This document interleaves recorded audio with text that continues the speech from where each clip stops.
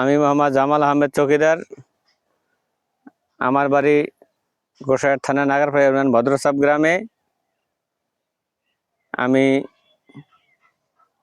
Hybrid ধনিয়া চাষ করছি।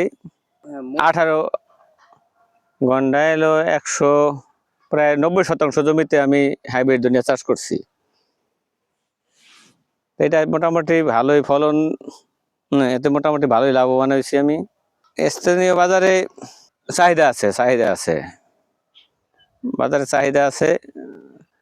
প্রতিদিন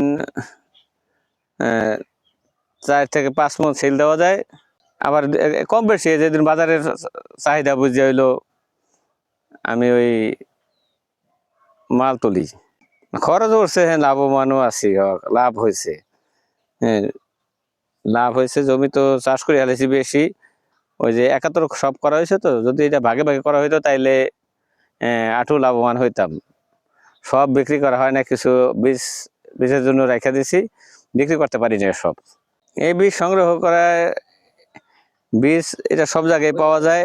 উন্নত জাতের বীজ এই হাইব্রিড ধনিয়া যেটা, ওইটা হইলো স্কোয়ার। এরপর 3টা কোম্পানি ধনিয়াই আমি মাঝে মাঝে চাষ করি, তাই স্কোয়ার ফলনটা সবচেয়ে ভালো হয়েছে।